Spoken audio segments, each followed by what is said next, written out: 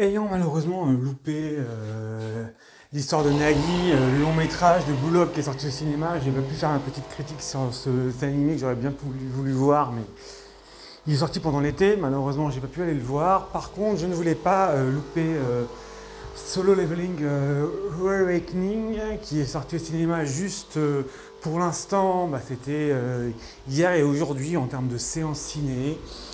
Donc juste des séances relativement simples, là une fois de plus poussées par Crunchyroll, donc c'est très bien et heureusement qu'ils sont là. Comme ADN avait poussé pour Fairy Tail, la quête de 100 ans, on a Crunchy qui a poussé pour que le film Solo Leveling sorte au cinéma.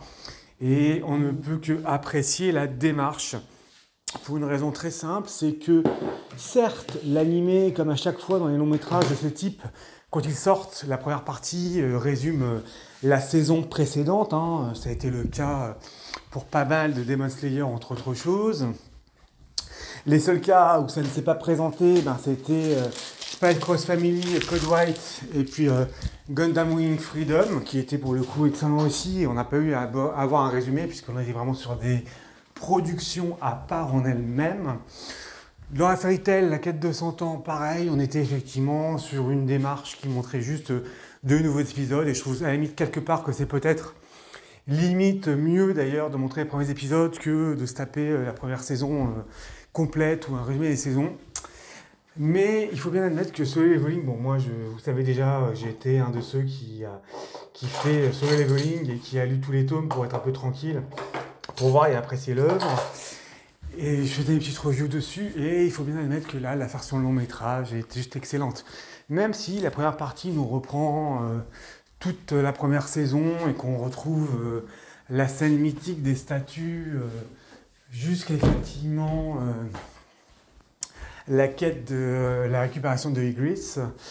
J'ai l'impression, alors c'est un peu peut-être moi qui me trompe, je ne pense pas qu'ils aient ressorti exactement la même chose que les animés, j'ai vraiment l'impression que ça a été sublimé, magnifié par le grand écran.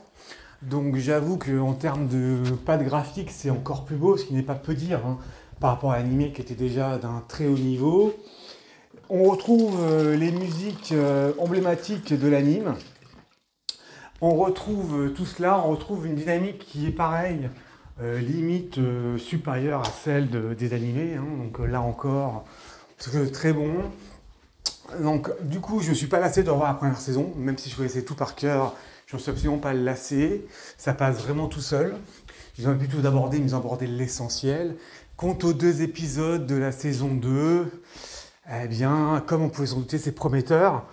On a sincèrement, on ne s'ennuie pas une seule seconde. Là encore, il y a un dynamisme qui est très très rare, une fluidité que j'ai assez peu vue dans les animés de ce type. Bon côté des choses, mais comme à chaque fois maintenant, ce n'est même plus une surprise quand je vais voir les animés de ce type au cinéma. La salle était pleine, il s'agissait d'une salle de 300 personnes. Là, la séance était complète. Donc la prochaine fois, note pour plus tard, je pense que je me ferai, qu'un truc comme ça sort, je me prendrai directement 2 places pour pas être emmerdé. Histoire de ne pas me faire chier quand même, de me casser la tête, parce que j'aime bien être tranquille. Mais c'est vrai que le coup, c'est vraiment très très bon. On voit vraiment la montée en compétences, la montée en enjeu de notre héros, toujours aussi emblématique. On a effectivement la deuxième partie qui est très bien faite. Sincèrement, là encore, ça passe crème. Donc si vous ne l'avez pas encore vu, malheureusement c'est que aujourd'hui et hier. Maintenant, je pense que comme ça a été le cas pour Freedom, il ressortira peut-être sous un autre format. Mais c'est vrai que là, sincèrement, une très belle réussite, et je pense que, indépendamment de cela, alors je suis pas certain que ceux qui étaient que des personnes qui connaissaient Solo Leveling, donc j'espère que ça a créé que ça a vraiment créé quelque chose pour, si c'est une nouvelle génération, l'ensemble de spectateurs. Mais pour le coup, c'était une très belle réussite, c'est très bien fait. On a l'impression c'est plus profond, on a l'impression même qu'ils ont bien cadré les choses, qu'ils ont bien approfondi le sujet pour qu'on aille plus loin quelque part que l'animé, qu'on aille plus de profondeur dans les personnages, leur personnalité. Donc pour le coup, on est vraiment sur une très belle réussite là encore. Donc n'hésitez pas, si vous avez la possibilité de le voir, de le faire quand il sortira, à ne pas rater tout simplement.